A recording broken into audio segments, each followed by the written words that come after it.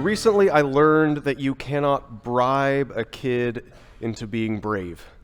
That's not how bravery works, but I still tried it. On Friday, I loaded Ellis and Maggie into the car. We drove up to Katy, and we went up to a place called Slick City. Has anybody heard of Slick City? It's like an indoor playground kind of place with these massive slides. I mean, like tall as this building slides, and you get on this mat and you just ride all the way down. And as soon as I stepped into this room, even though my wife had already told me this, and I said, okay, I realized quickly, I don't know that this is the best place for a 3-year-old, but we pushed forward because what choice did we have, right? So we get to the first slide, and Ellis has helped Maggie carry her mat all the way up to this huge, impossibly tall blue slide, and these kids are just flying down it. And I had promised her, I'll be right here when you get to the bottom. So she's up at the top, and Ellis is there, and Ellis gets on the mat and pushes off, and he just flies down, all smiles all the way. And I look up to see, I'm like, okay, Maggie, it's your turn. And I can see the things turning in her head where she realizes, it's just me up here now. And I'm thinking, maybe she should have gone first, but it's too late for any of that. And I can see the fear start to spread across her face, but she slowly gets down on this mat, just like Ellis did, and very reluctantly pushes down this impossibly tall blue slide, and she lands at the bottom, all smiles. And it was just this moment of, oh, good. Everything's going to be okay today. Time to repeat. So Ellis picks out a different slide, an impossibly tall purple slide, and they climb all the way up to the top. And once again, Ellis goes first, and I can see that Maggie realizes, it's just me up here now. And I can see the fear start to spread across her face, but I'm not worried because this has already happened and she's brave now, right? Just instantly solved. And I was like, okay, you can push off. And I just see the tears start to flow, and she's crying, and she's not as brave as I wanted her to be. And so I run up the stairs and I carry her down, and that's how it went. Time after time, I walk with her up to the top. It's okay, I'll run right down there. It's too scary. And so I did what any good, sane parent would do. I turned to bribery, and I said, Maggie, if you will be brave, I'll buy you ice cream after this. So we land back at the first slide, the one that she knows is possible to do. And she gets on the mat, and I give her a little nudge, and she flies down the slide, and she's all smiles, and I run down the stairs, and I get to where she is, and what are the first words out of her mouth? Can I have ice cream now? She did not do a single other slide the rest of the time. And that had me start to think about what it really means to be brave. Is it brave to just be brave enough to get exactly what you want? Is that bravery? Is that courage? Maybe it's in the mix there. Or think about the other ways that brave gets thrown around. I feel like there's lots of things we call brave that are not really brave, because there's no real consequences. There's no real risk. There's no real danger. My favorite example is where people decide to get on a high horse and post something on Facebook. I don't know who needs to hear this. I don't care what you think of me. And maybe to say it this way, I think sometimes we use the word brave when the word loud would work better. Right? Or, I'll take it one step further, I think sometimes we use the word brave when the word rude would be better. Right? Because I think the thing with bravery or courage, in the way that many of us think of it, it's not just about, I'm going to type this thing I would never say to another human being's face. Right? Because there's no real risk. There's no real danger. Right? Even if I see the most rude, loud thing ever on Facebook, you know what I do? I just roll my eyes and I keep scrolling. There's no risk. At most, I can click a button so I don't ever have to see anything you write ever again. I think we've lost sight of what it really means to talk about bravery and courage in a complicated world. And whether we're talking about bribing with ice cream to go down a slide, right? Or whether we're talking about standing up for what is right when there's not a lot of people standing with you. Or speaking truth to someone that can make your life really difficult. I think there's a lot of ways to talk about brave, but as I was working on this sermon, this is where I landed in defining bravery. I think being brave is being willing to pay the cost of doing what is right when doing what is right is not rewarded. Because I think many of us, in ways big and small, near and far, we know that the right thing is not always the rewarded thing. And that choosing to do the right thing, you don't always get a parade. You don't always get a reward at the end of it. Sometimes doing what is brave or what takes courage or doing what is right comes with real cost. But the question is, are we willing to pay the cost and be brave to do what is right? One thing I've talked about before at Parkway, you may not realize, is that most weeks we align our scripture and our teachings from youngest all the way to oldest, meaning that whatever I'm preaching on here is what Megan and the students are talking about in their room, and Becky and her team are teaching to our kids, and even our kids in the nursery get a short little Bible lesson. And this is so that when a family gets in the car, everyone is speaking the same language, and you don't get a, what'd you talk about today? Nothing. Cool, I guess I'll never know. So if you ever get a nothing, you can tell them, I know what you talked about today. But for the next 2 weeks, we're still doing that, but we kind of reversed the order. So I'm going to be preaching this week and next Sunday on 2 stories that our kids are going to learn in VBS this week. Because I think that part of living in a community is not just sitting in a room beside each other, but it's about speaking the same language, talking about the same things we think are important. And we can show that, I think in adopting VBS stories, we can show that what the pastor picks for a sermon series is not the only way we can learn about the Bible. We can also learn from what our kids are learning. It applies to us, I promise. On Tuesday, our VBS kids are going to learn the Old Testament story of Esther. And you may not have heard that story. It's not a story that gets a lot of airtime from the pulpit because it's one long story and it's hard to pick just one little bit out of there. I think the most attention that Esther gets is in Bible studies and curriculums that are marketed to women. Right? It's like a long time ago someone read Esther, was like, a story about a woman in the Bible. Women are going to love this. But the thing is, it's not a story for women. It's a story for all of us that touches on questions of what does it mean to be brave in complicated situations? What does it mean for us to have courage when there's no clear path between point A and point B? What does it mean to understand bravery as an extension of faith in what is right? The story of Esther is a snapshot of life when God's people are living in and being ruled by the Persian Empire. So this is about 500 years before Jesus is born. And on a few levels, I would say Esther is a strange book of the Bible. Esther is only one of 2 books in the entire Bible that at no point mentions God at all in the story. That's weird. That's like the Bible's whole thing is talking about God, right? But in the story of Esther, God is not mentioned a single time. Maybe because of that, maybe what grows out of that, the book of Esther offers very different lessons and teachings than other books of the Bible written about the same time. If you look at other books that are written when God's people are living in exile and living in strange lands, I'm thinking Daniel, I'm thinking Isaiah, I'm thinking Jeremiah. A lot of the words these books have for God's people are lessons on patience. They are lessons of things like, I know you're not where you want to be right now. I know life did not go according to plan A. I know this is not where you want to be, and these are not the problems you want to deal with. But God's not through with you yet. That's the vision of hope through so many of these other books. That if you can hold on to what is good, if you can live in the way God calls you to live, if you can have patience, if you can have hope, one day God's going to bring you home. One day God's going to make a way in the wilderness. It's not today, but one day. Esther offers no lessons on faithful patience. Esther does not offer anything like wait on God, stay faithful, it's all going to work out in the end. Esther is very much more about do something now.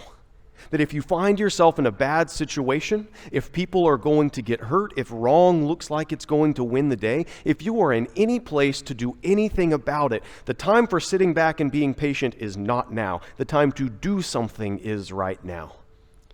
One of the truths of Esther is not, well, let's just sit back and be good and God will swoop in and fix it all. It's that you are going to have to do what you are capable of doing with what you have and the power you possess to do what is right. Which is a great lesson for people like us in the modern day who will often do something like this. Well, I can't fix everything, so I guess I'll do nothing. I can't save the whole world, so I'll just get up and go to church, I guess. I don't know. To use maybe the most famous verse in Esther is that part of being brave and part of having faith is believing that God has you where you are with what you have to do some right at such a time as this. Now, the story of Esther begins with a story of defiance. There's a queen who dares to defy the king and is banished for seemingly messing up once. There is a nationwide search for a new queen that finds Esther and her cousin Mordecai, who guides her through the politics and the twists and the turns of how her life changes.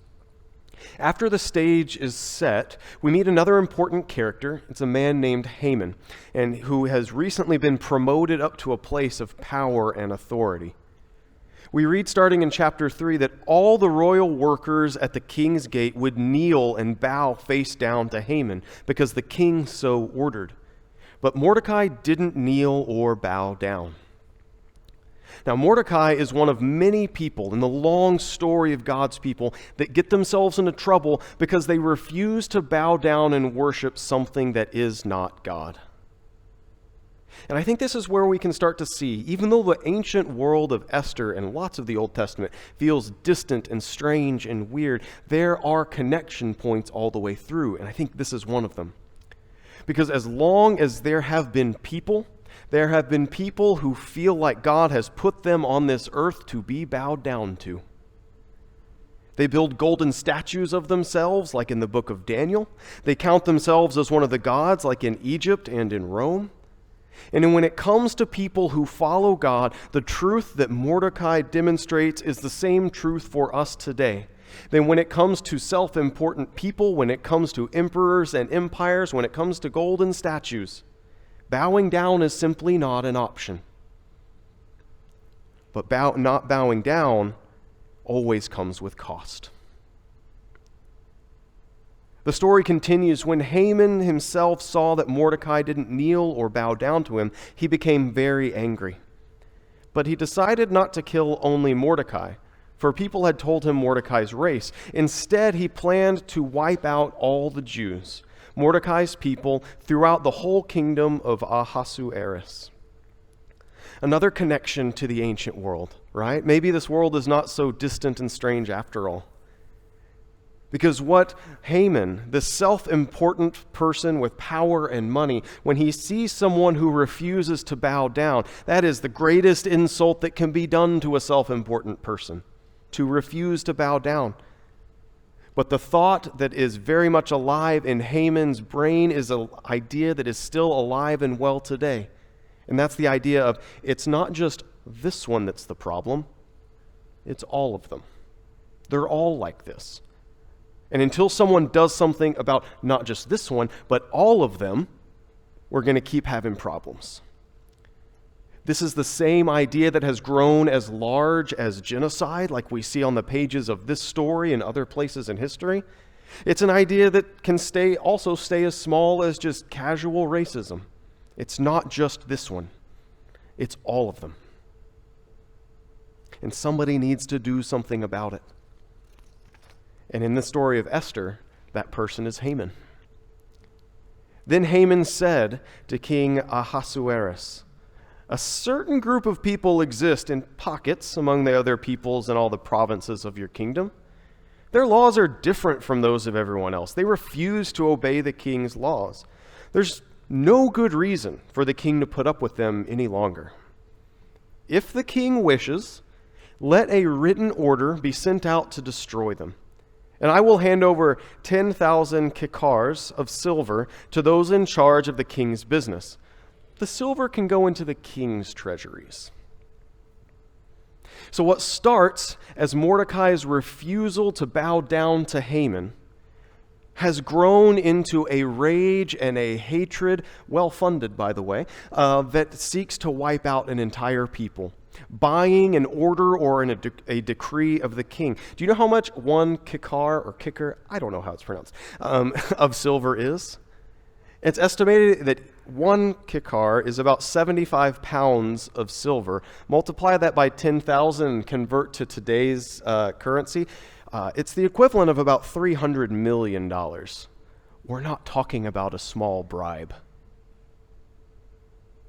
This is the plot, to wipe out all of God's people that Mordecai and Esther learn of. And Esther, as this new queen in the court, is told, you're the one who has to do something about this. You have to speak up. It doesn't really matter that the old king was banished forever for stepping out of line once. It doesn't really matter how all the different bad ways this can go. You have to do something. In fact, if you don't speak up at this very important time, relief and rescue will appear for the Jews from some other place, but you and your family will die.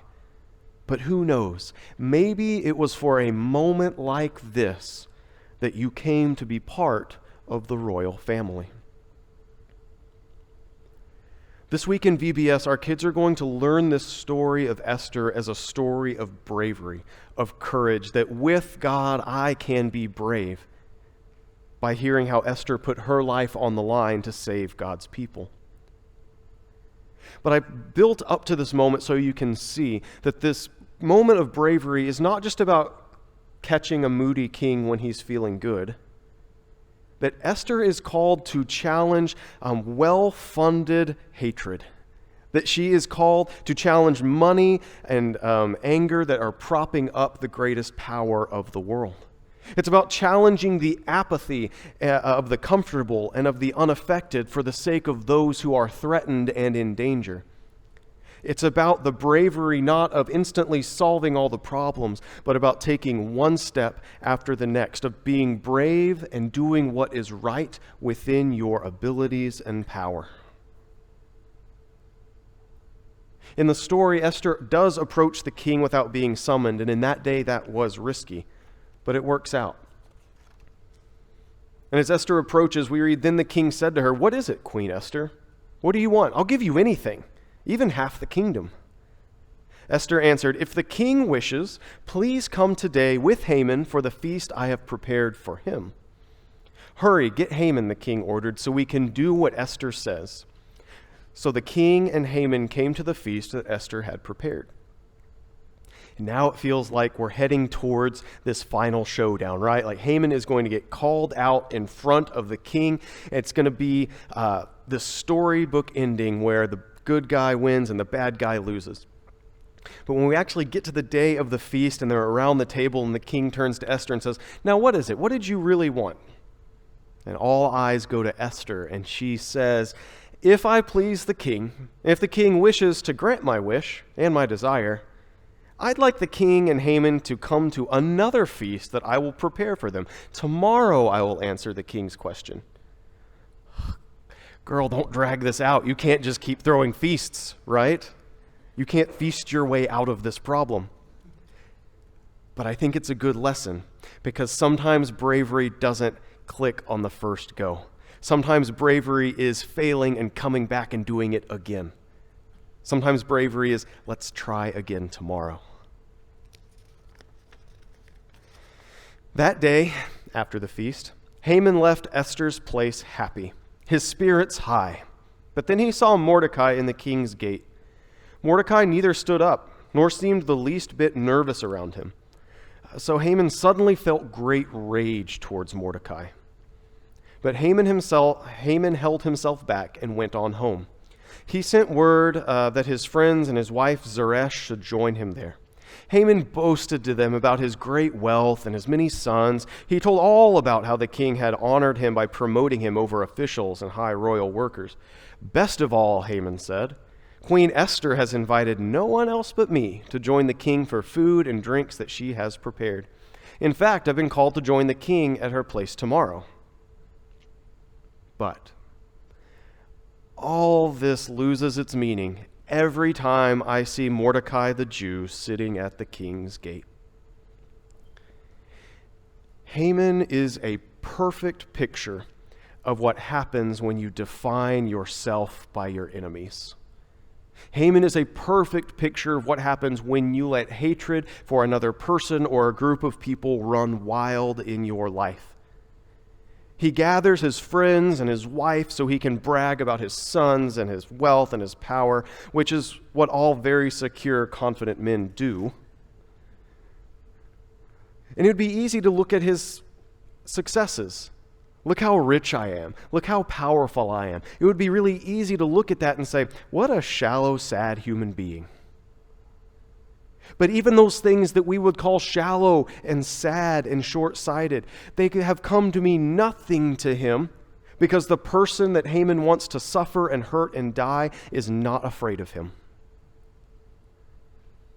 Now, as the story plays out, the king unexpectedly honors Mordecai for good work he had done in the past. Esther confronts Haman at the next day's feast. Haman finds himself put to death, and Esther's people are saved.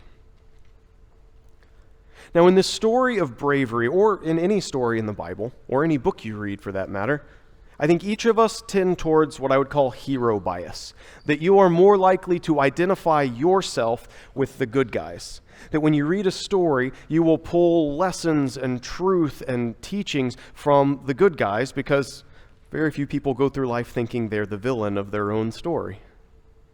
But I think here, if we're going to read the story with an eye towards what does it mean to be brave in a complicated world, each of these characters offers something to us about bravery. Take the king, for example.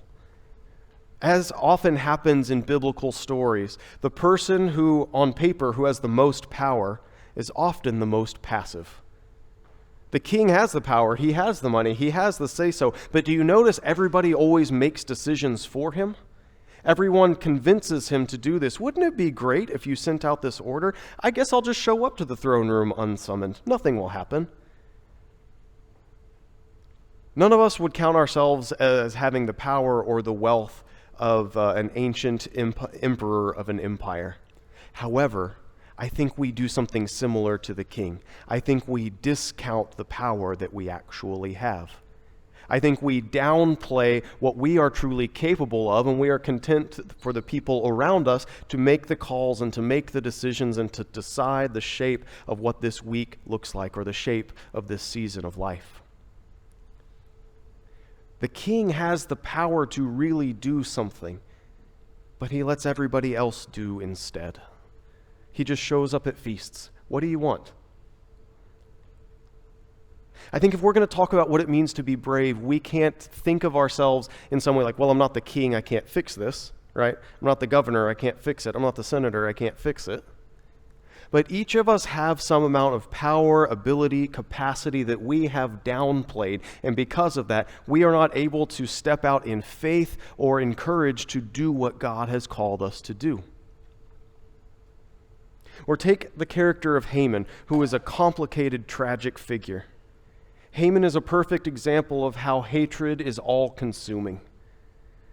That to define yourself by your enemy is to only make you worse over time.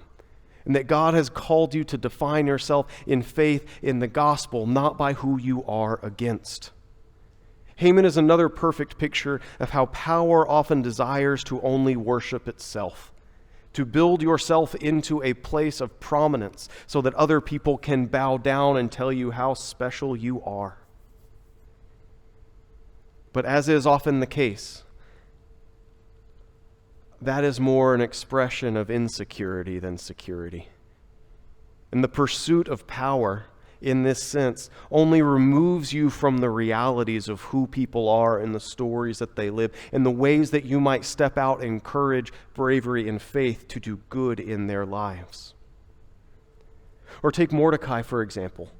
In him we can see that truth that I've already named, that if we are followers of Jesus, if we are pursuing God, there are all sorts of self-important things, organizations, people, idols we might call them, that we will be called to bow down to.